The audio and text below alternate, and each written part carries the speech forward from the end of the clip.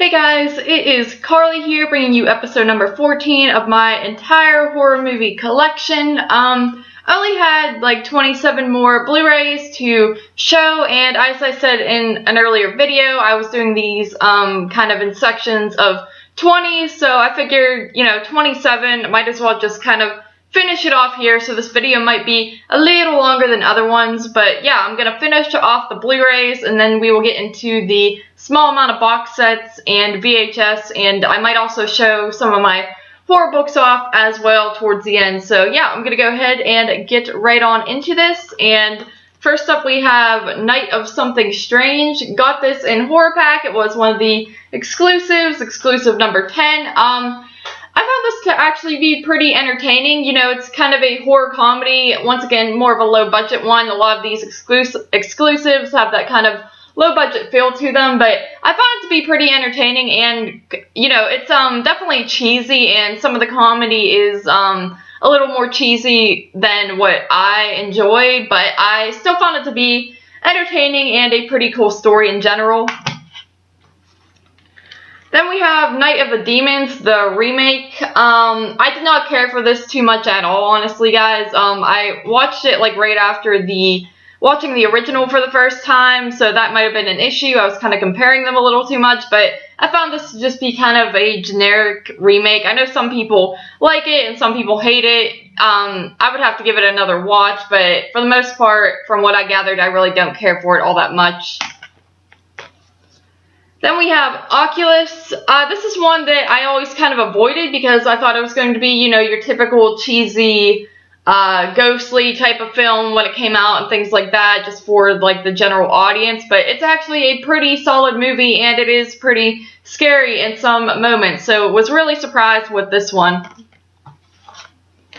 Then we have Offspring. I reviewed this, I believe, on Body Bags recently, and this is the first movie to, if you guys have ever seen The Woman, Lucky McKee made it.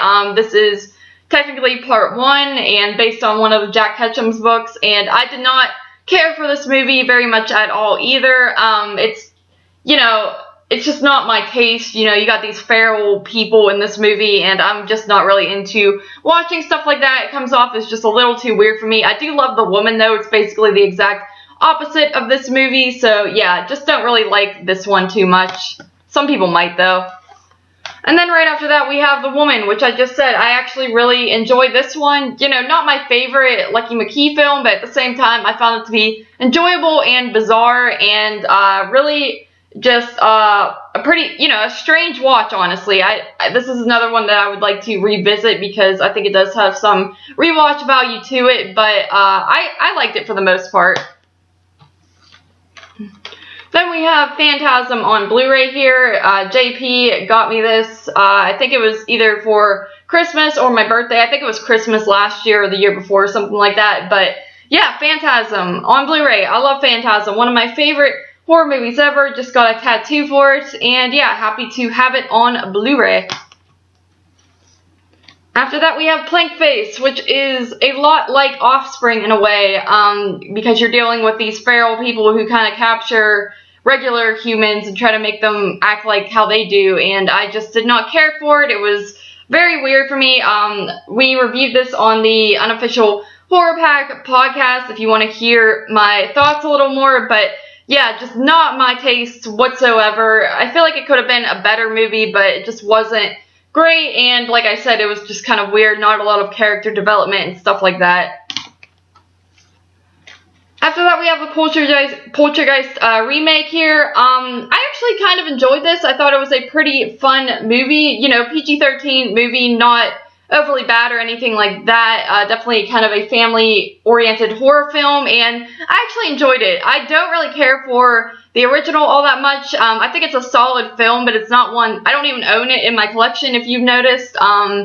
It's just not one. I know some people have a lot of nostalgia for that movie, but for me, not something that I rewatch a whole lot, so I think watching this, I was very removed from the original. I haven't seen that one in years, and I actually really enjoyed this remake. I know a lot of people think it's kind of a pointless remake and doesn't really add anything or anything like that, but if you just kind of watch it as a standalone, I think it's pretty solid.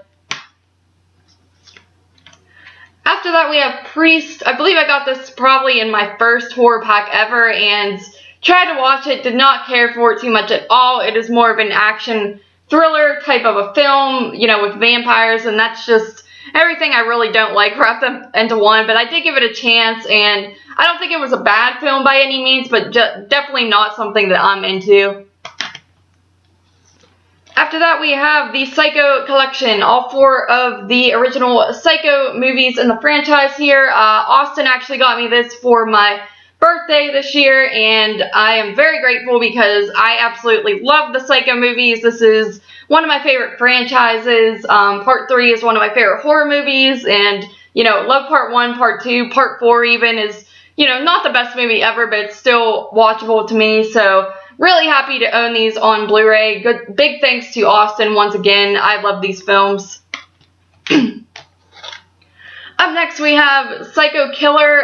It's got another title, Lady Psycho Killer, which I think it's more known as. I don't know why it's just Psycho Killer on this Blu-ray, but this is another one from Horror Pack, and we also reviewed this one on the Unofficial Horror Pack podcast, and I was kind of iffy on it at first, but the more I thought about it, the more I liked it. I believe this counts as a 2018 film, even though I think it was made in 2015, but yeah, so I really enjoyed it when I really thought about it. It's one that I definitely have to rewatch by the end of the year because it had a lot of aspects that I like, especially you're kind of following this female character who's, you know, a little whacked in the head, and as you guys know by now, I really like movies that deal with that, so definitely one I want to rewatch by the end of the year.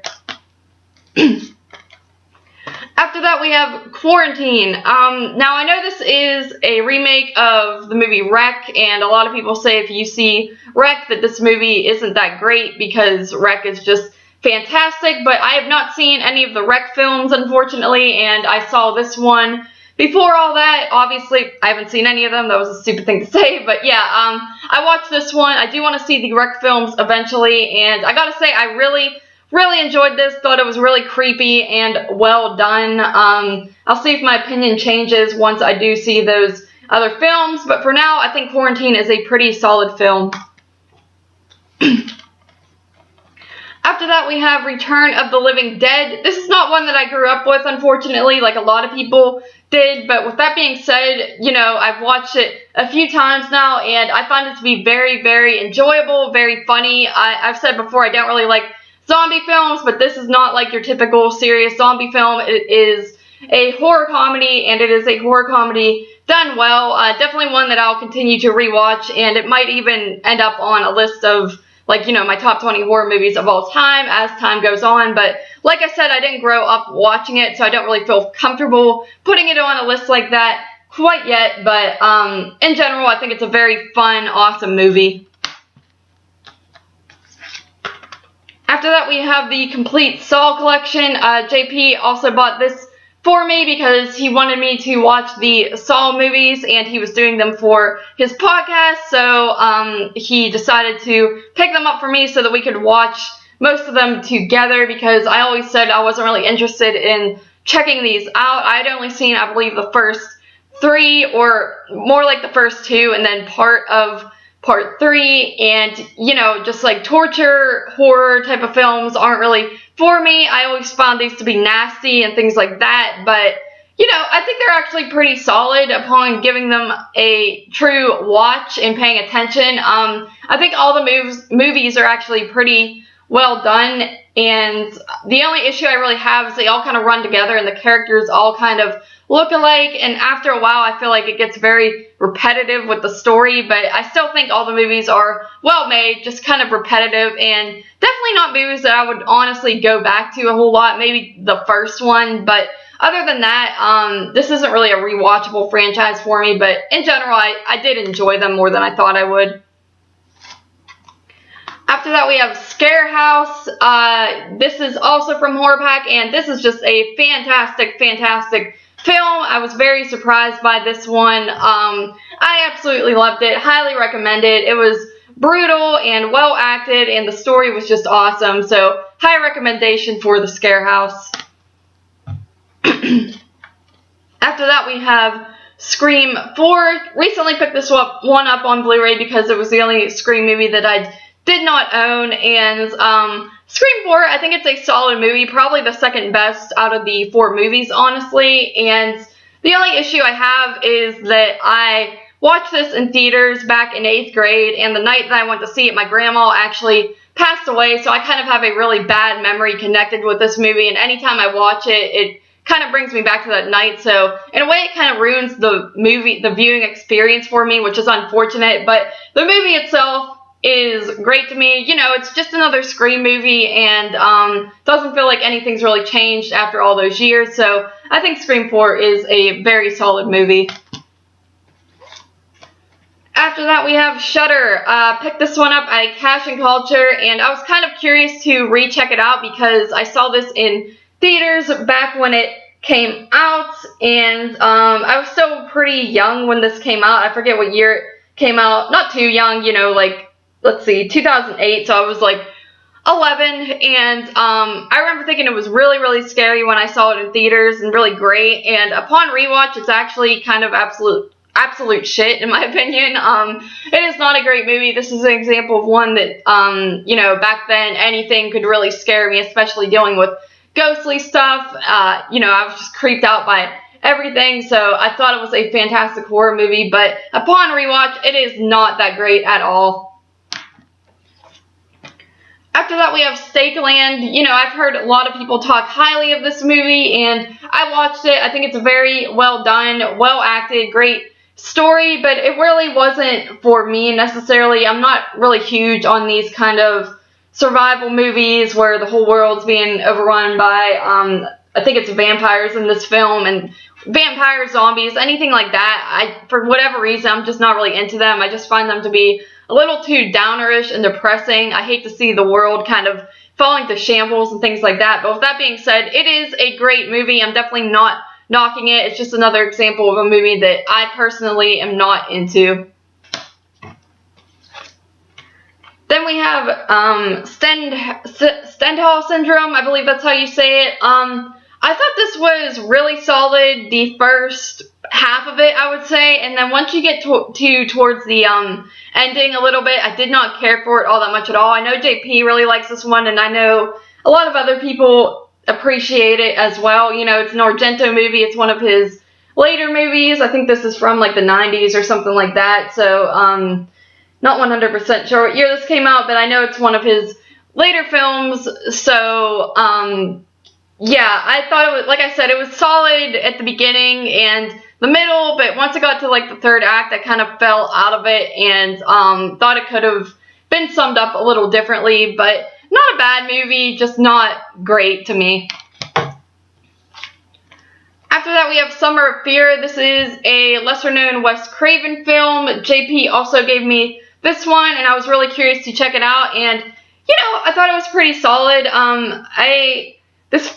I'm not sure if this is a TV movie. I'm thinking it is. I'm pretty sure it was a TV movie, and it definitely feels like a TV movie either way, whether it is or not. So it does have that sort of vibe behind it, but, you know, that's not necessarily bad. Linda Blair's in this, and, you know, I thought it was pretty decent, honestly. Not one of Wes Craven's best, but also not one of his worst.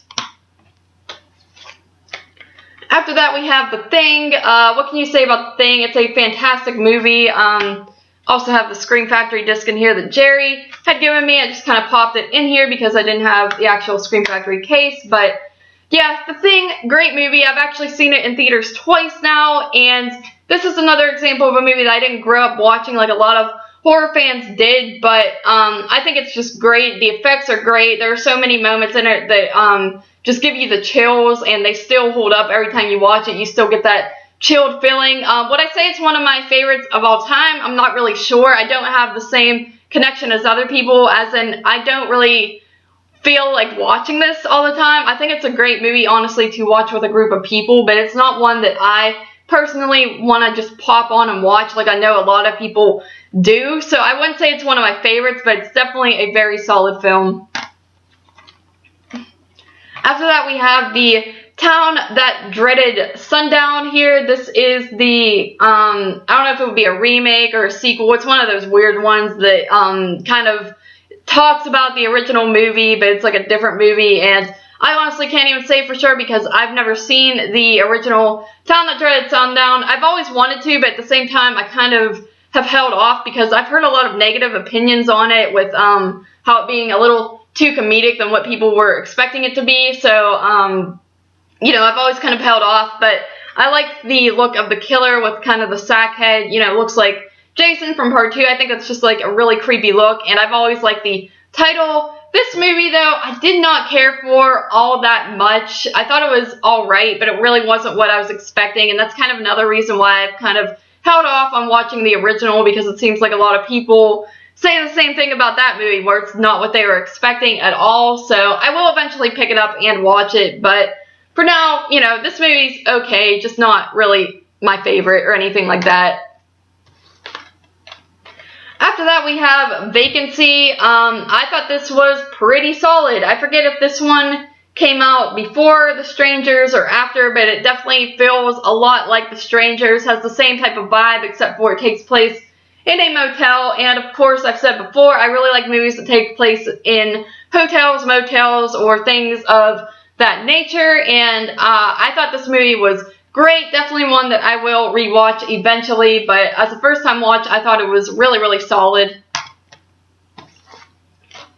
Next up, we have The Visit. I remember when I saw this back in 2015, it scared the crap out of me in theaters. I was really, really pleased with it. I thought the kid characters did fantastic, and the grandparents were just really creepy, and I wanted to pick it up and rewatch it to see if it still held up, and I gotta say, it really did.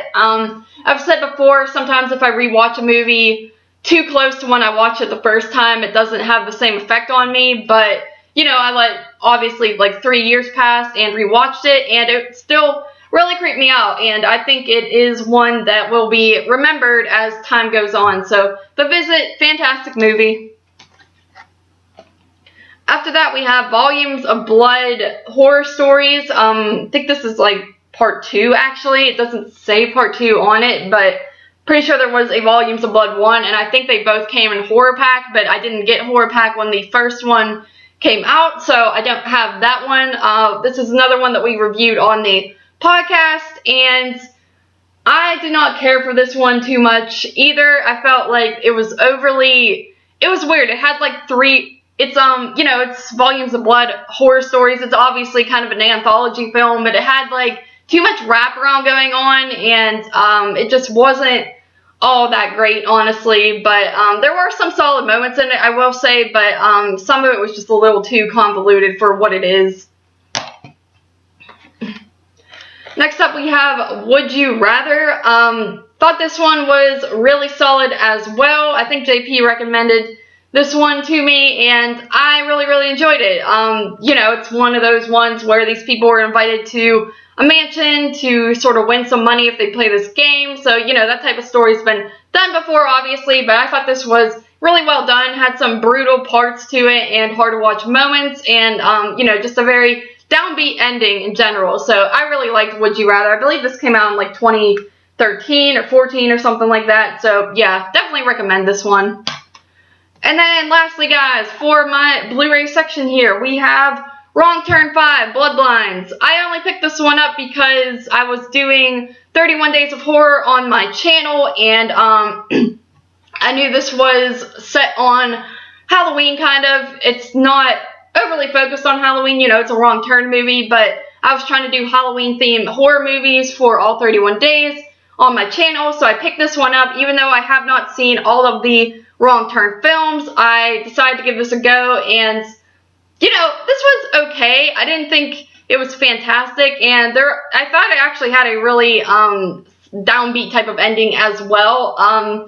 Definitely just like an average type of Wrong Turn movie, but definitely not that bad. I still have to watch all the other Wrong Turn movies to kind of, you know, rank them in order, because I've only seen part 1, 2, and 5 as of now, so I kind of watched them out of order, but this wasn't that bad. Nothing fantastic or anything like that, but a pretty solid horror film.